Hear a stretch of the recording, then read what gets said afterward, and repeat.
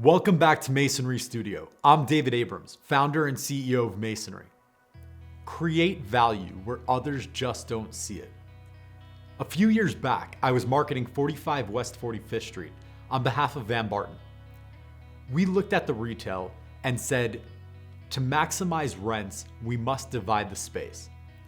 60 feet of front, maybe we do 30-30, 35-25. But after looking at it for a longer period of time, we see a beautiful office entrance, beautiful retail, and then a cold, dark freight entrance. Why? We brainstormed. We approached an architect, and we came up with a game plan. Fire-rated glass, fire-rated stairs, utilize the existing freight entrance and egress stairs, and we have a true usable lower level that doesn't need to interrupt or utilize the retail entrance. I took that same idea uptown. 1143rd Avenue, we were marketing the space on behalf of Crescent Heights, and the corner of 67th Street had always been retail, a bank, tenants that used the lower level as storage. When I went up there to see it for the first time, I looked in the basement and I'm looking around and I see there's 13-foot ceilings. This is not a basement.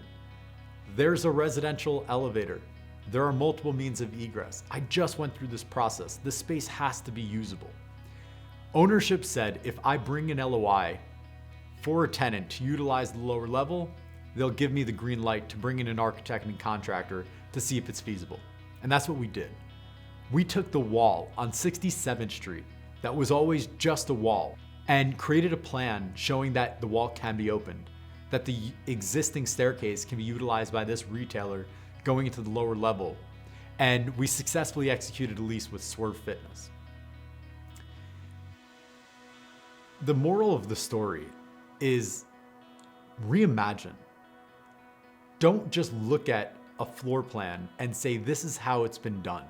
Don't just look at a facade and say, this is what worked. Reimagine.